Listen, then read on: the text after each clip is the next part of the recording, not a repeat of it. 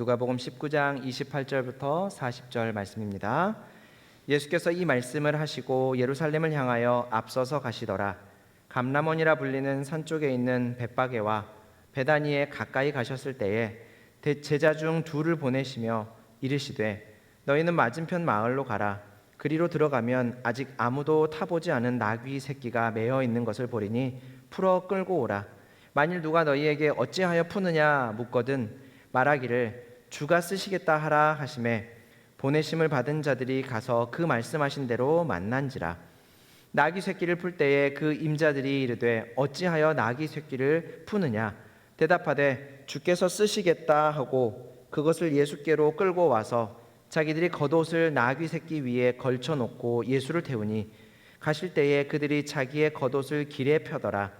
이미 감람산 내리막길에 가까이 오심에 제자의 온 무리가 자기들이 본 바 모든 능한 일로 인하여 기뻐하며 큰 소리로 하나님을 찬양하여 이르되 찬송하리로다. 주의 이름으로 오시는 왕이여 하늘에는 평화요 가장 높은 곳에는 영광이로다 하니 무리 중 어떤 바리새인들이 말하되 선생이여 당신의 제자들을 책망하소서 하거늘 대답하여 이르시되 내가 너희에게 말하노니 만일 이 사람들이 침묵하면 돌들이 소리 지르리라 하시니라. 오늘 우리가 함께 살펴보는 말씀 누가복음 19장 28절부터 40절 말씀은 매년 그 종려주일에 의뢰이 살펴보는 말씀으로 통하는 말씀이죠.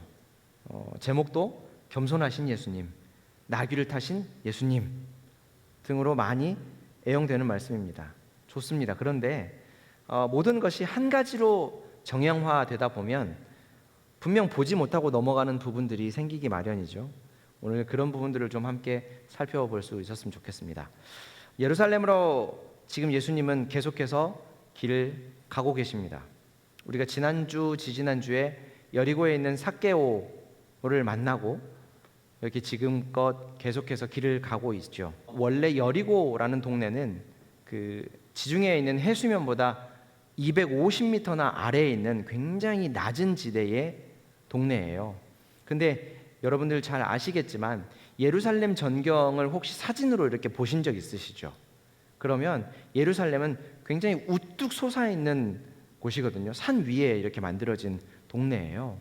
그러다 보니 예루살렘은 해발 750m에 위치하고 있는 동네인데 지금 삭개오를 만나고 계속해서 예루살렘으로 가고 계시는 예수님은 그냥 평지에서 1km가 아니라 그 고저 차이가 1km나 차이가 나는 굉장히 높은 지대로 지금 예루살렘 높은 곳으로 지금 계속해서 여정을 가고 계시는 중이십니다.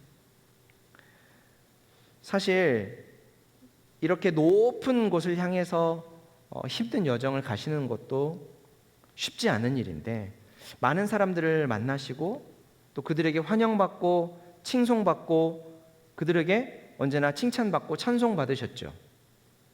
그렇지 않죠? 미움받고 가는 곳마다 우리 주님은 하나님의 능력을 가지고 고통받고 또 힘겨워하는 사람들 또 자유가 없는 사람들 또 아파서 또 장애로 힘들어하는 사람들을 고쳐주시고 그들을 만나주시고 친히 그들의 가족과 친구가 되어주셨던 것을 우리는 알 수 있는데 가는 곳마다 그런 일들을 보면서도 많은 사람들은 예수님을 거부했고 예수님을 미워했고 또 거절하기 일쑤였죠. 예수님은 언제나처럼 하나님의 나라에 대해서 가르치시고 우리가 지난주에 살펴봤던 것처럼요.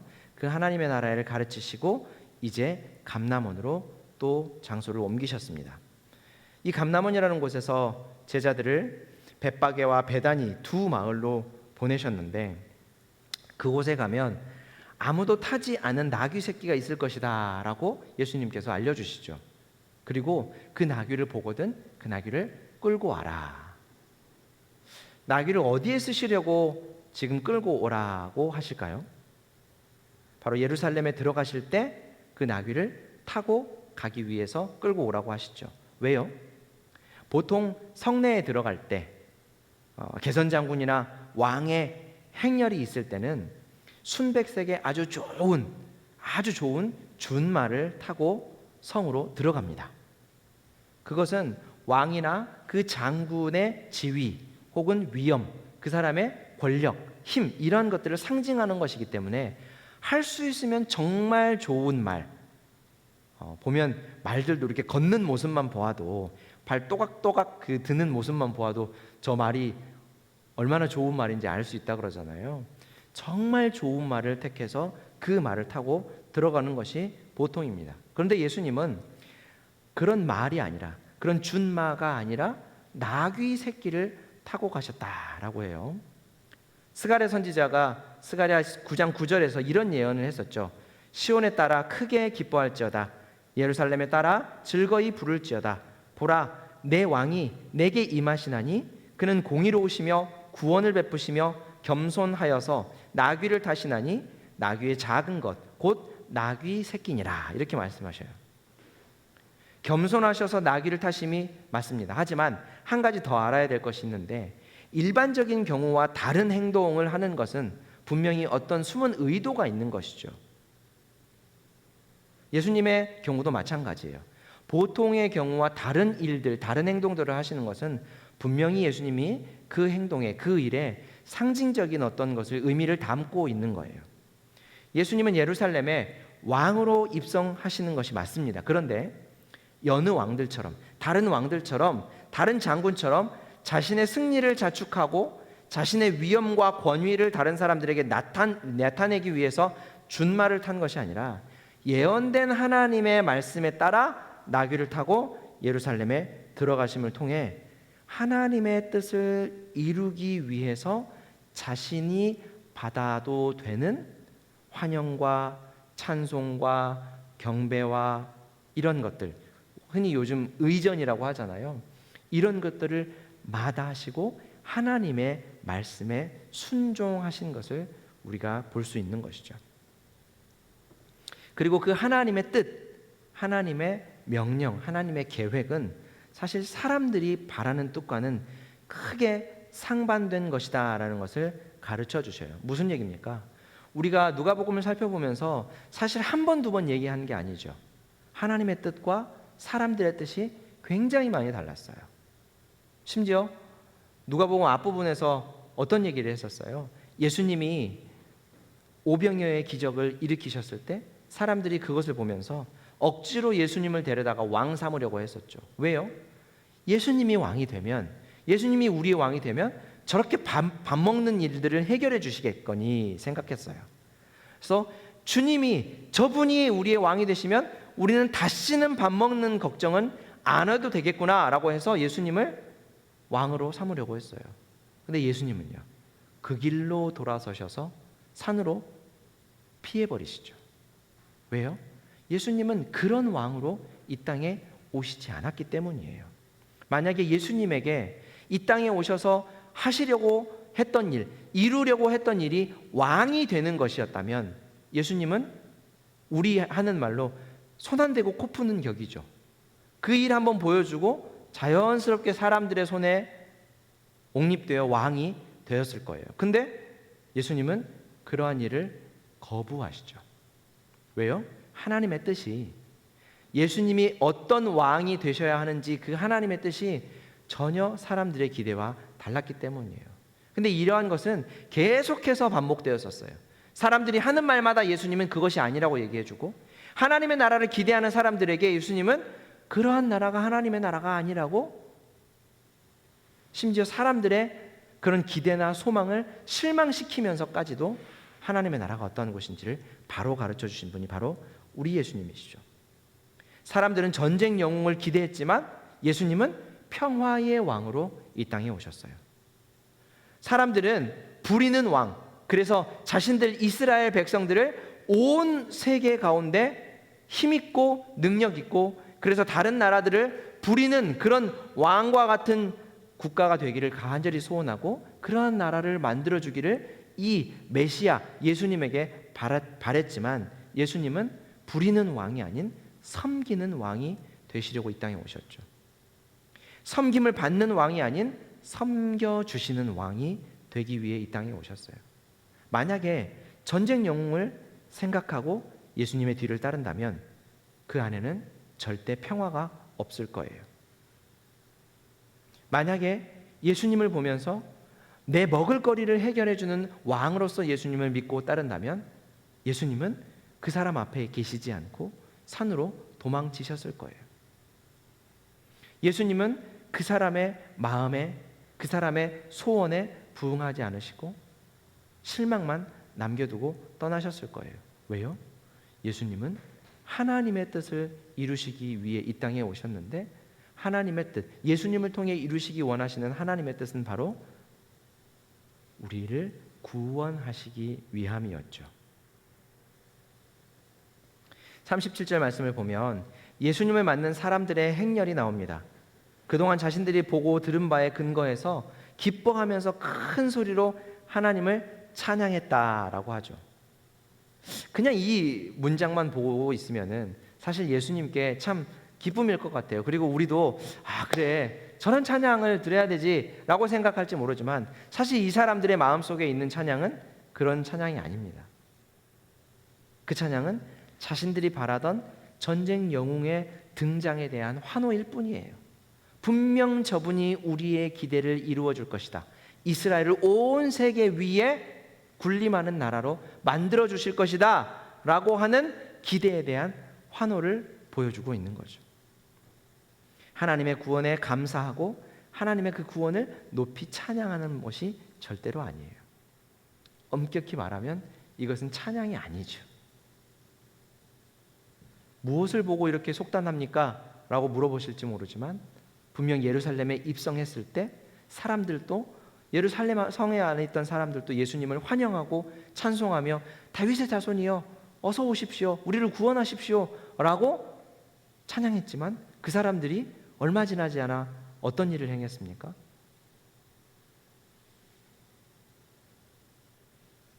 예수님의 죄 몫을 듣기도 전에 그를 십자가에 못 박으라는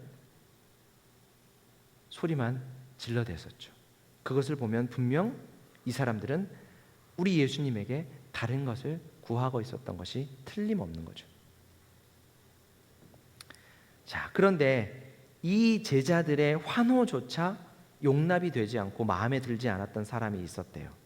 39절 말씀을 보세요.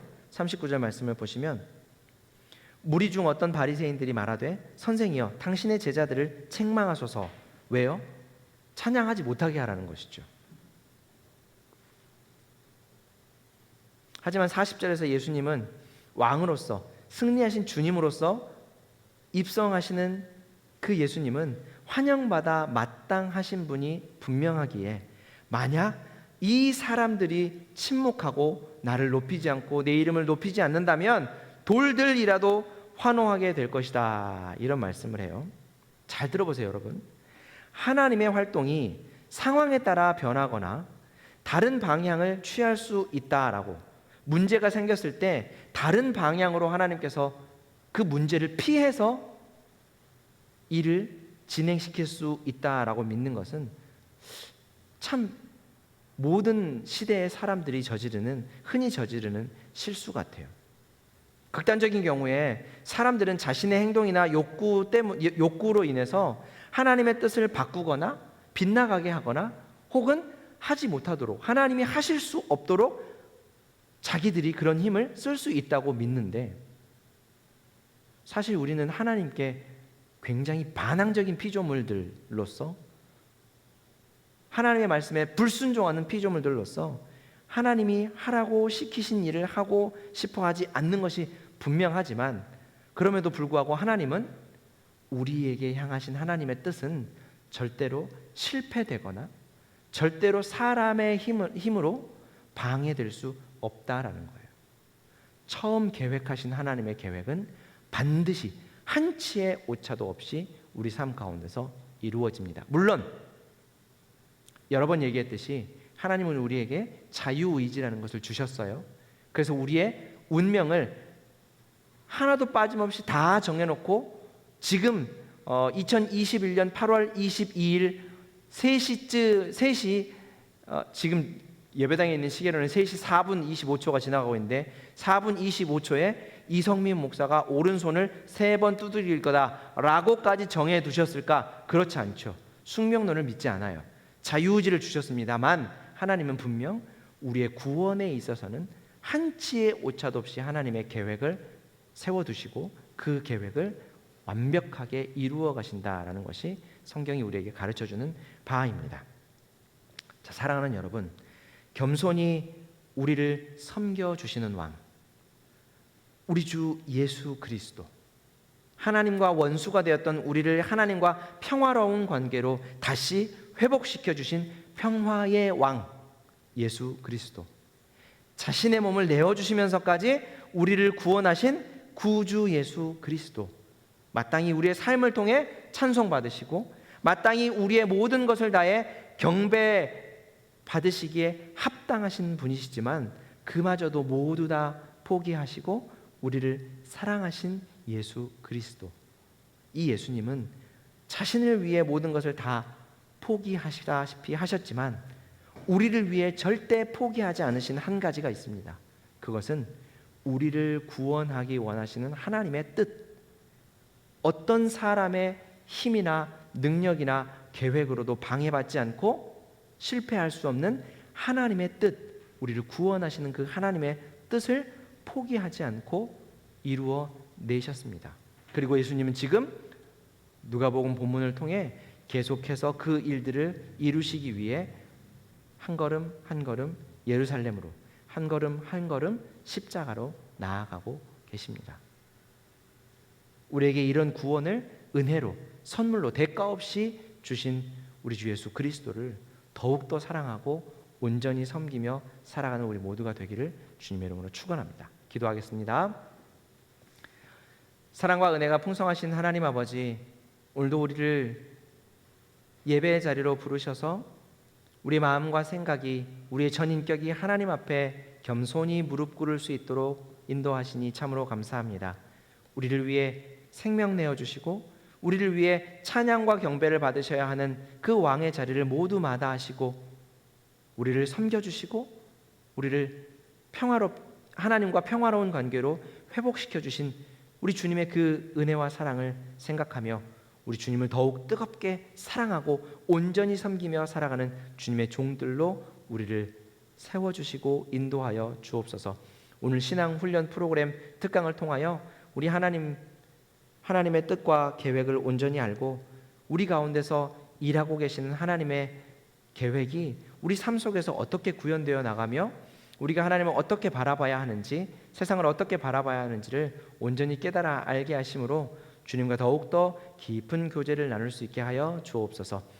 감사하는 마음으로 하나님 앞에 헌금을 드리는 손길 위에도 주님 온전히 받으시고 믿음의 복을 더하여 주셔서 주님 앞에 서는 그날까지 헌신의 모습이, 봉사의 모습이 더욱더 든든해져 가며 주를 영화롭게 하는 우리 모두가 되게 하여 주옵소서.